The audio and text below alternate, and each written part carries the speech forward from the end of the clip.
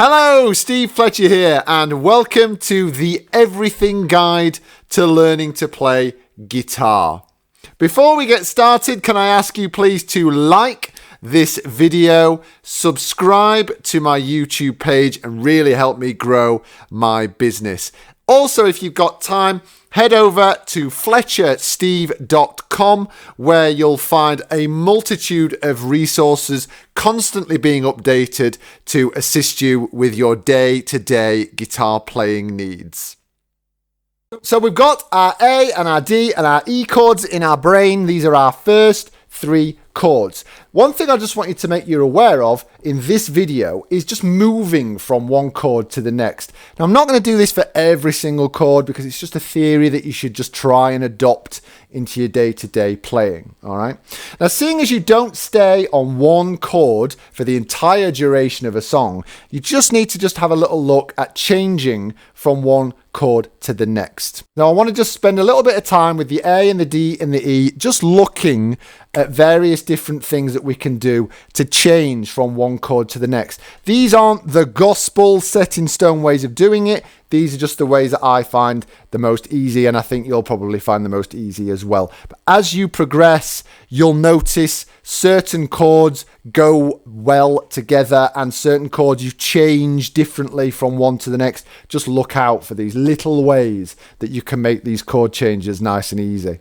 So basically what you need to try and do in all occasions where you're changing chords is move as little as possible. The absolute slowest way to change from one chord to the next is taking everything off and putting everything back on. Because a lot of the time, there are fingers that stay, if not in exactly the same place, but very close to the same place. And you should try and do your chord changes based on that. What can you do to move as little as possible? So just remember that your hand is not evolved to do any of these things. So it's going to take you a little bit of time just to wrap your head around it. And it's going to take your hand a little bit of time to wrap your head around this idea of moving individual fingers rather than your hand as a whole thing. So don't get downhearted if it doesn't seem to want to do it at first. That's completely normal.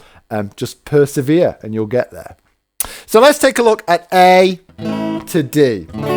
So the thing to do there is can you see that when we have your A chord and your D chord, finger number 3 is the anchor between the A and the D. In that, it stays on string 2 for both of those chords. Now, it doesn't stay on the same fret, but it does stay on the same string. So just trying to base your A to D chord maneuver on this, just moving that hand forward. You can see there how I'm not really moving that third finger very much. It's staying on that string, just coming forward and going into that other fret. So let's take a look at the D to the E chord. And again, we have this finger number 1, which we can use as a bit of an anchor point, because again, finger 1 this time is not going to move very far. It's staying on string 3 for both the D and the E chord. So again, we could just do that little shuffle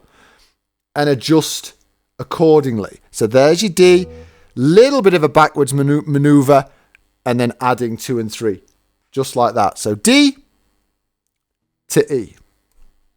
And finally, let's just take a little glance at E to the A. Now, there's no fingers that stay in the same place. There's no fingers that stay on the same string. But what we do have is this joining together of fingers 2 and 3. And what we can use that for is keeping those 2 fingers together and dropping them down to where they go on the A chord and then repositioning that first finger. So that's a little bit of a fiddlier maneuver. Jumping those down and moving that across like so. Now, all of that I've just detailed, I guarantee it's not going to happen straight away. It's not going to happen smoothly. It's going to feel like, there's a bomb going off in your brain. trying to wrap your head around that. And that, of course, might not be the best way for you to do it. It's just a way that I think you will find useful. And of course, we don't always go A to D and D to E and E to A. We're messing about all the time.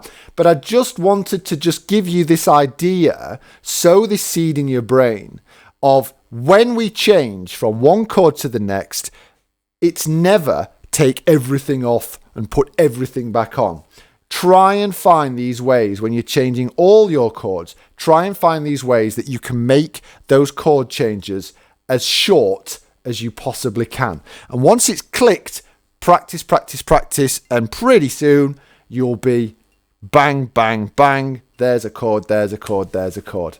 All right. Once you've wrapped your head around this, you will be ready to go over to the next video where we are going to start thinking about putting these chords into a song. Thanks for watching. Bye-bye.